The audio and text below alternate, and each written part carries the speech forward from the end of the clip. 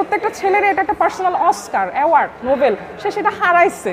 না হলে আজকে 5তলা 10তলার বাড়ির মালিক রেখে মিস্ত্রির হাত ধরে বা ড্রাইভারের হাত ধরে রিক্সাওয়ালার হাত ধরে কেউ পালাইতো না। গাইস গত কয়েকদিন ধরে কিন্তু সোশ্যাল মিডিয়ায় প্রচুর ব্যাপক সমালোচনার জ্বর উঠেছে এই বিষয়টি নিয়ে। জুনিয়র সাকিবের নাকি ভুবনঙ্গটাই কেটে নিয়েছে তার স্ত্রী শিখা খান। আসলে এই বিষয়টি নিয়ে সোশ্যাল মিডিয়ায় প্রচুর পরিমাণে আলোচনা কিংবা সমালোচনা করতেছে মানুষ।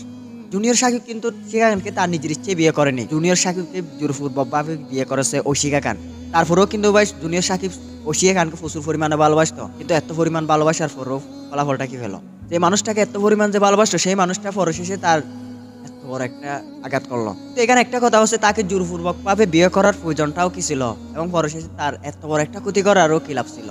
আসলে একজন মেয়ে মানুষের চেহারা একটা লোক থাকে, স্পেশালি ভাবে একটা লোক থাকে, কিন্তু ওই লোকটাই কিন্তু ওশিয়া কানের চেহারার মধ্যে নেই ভাই। যে কানের চেহারার মধ্যে একটা লোক আছে সেটা হচ্ছে কোন একটা হিজড়া মেয়ে চেহারায় যেরকম একটা লোক থাকে সেই লোকটাই কিন্তু ওশিয়া কানের মধ্যে আছে ভাই। গত কয়েক মাস আগেও কিন্তু ভাই একটা কথা কিন্তু সোশ্যাল মিডিয়ায় কিন্তু তুলে ধরছে, সেটা হচ্ছে জুনিয়র সাকিব নাকি তার নিজের মেয়ের সাথে খারাপ কাজ করেছে। আমি ওনাকে বাবা রাখতাম,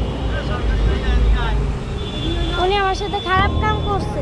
ভাই আপনারা একটা কথা চিন্তা করে দেখেন তো, একজন বাবা তার মায়ের থেকেও কিন্তু বেশি পরিমাণে ভালোবাসে তার নিজের মেয়েকে, কিন্তু সেই বাবা কি তার মেয়ের সাথে খারাপ কাজ করতে পারবে? এটা কি কেউ বিশ্বাস করবে? কখনো কেউ বিশ্বাস করবে না। যেমন গাছ তেমন ফল, যেমন মায়ের তেমন মেয়ে।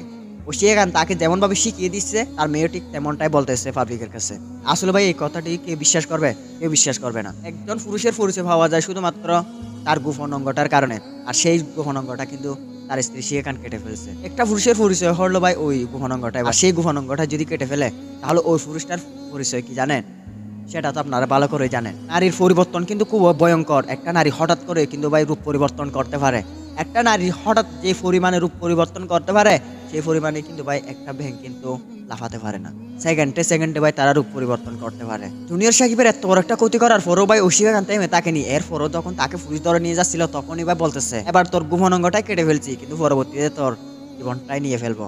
মেয়েদের এত দুঃসাহস বাড়ার কারণটা কি জানেন ভাই? নারী পুরুষ সমান অধিকারের কারণে। নারী পুরুষ সমান অধিকার সেটা তেমন কোনো বিষয় না। নারীদের আইন কিন্তু খুবই কঠিন করে করা হয়েছে, এই জন্য ভাই নারীদের দুঃসাহসটা একটু বেড়ে গেছে। যে নারীদের ভাই ঘরে বসে থাকার কথা ছিল সেই নারী রায়ের দোকানে বসে আড্ডা দিচ্ছে। একটা নারী যখন একটা পুরুষকে খুন করে ফেলে তখন ভাই তাদের বিচার কঠোরভাবে হয় না, আর যখন একটা পুরুষ যখন একটা মেয়ের গায়ে হাত তোলে তখন ভাই তার বিচার কিন্তু খুবই কঠোরভাবে করা হয়। এই জন্য ভাই মেয়েদের দুঃসাহসটা আজকে বেড়ে গেছে।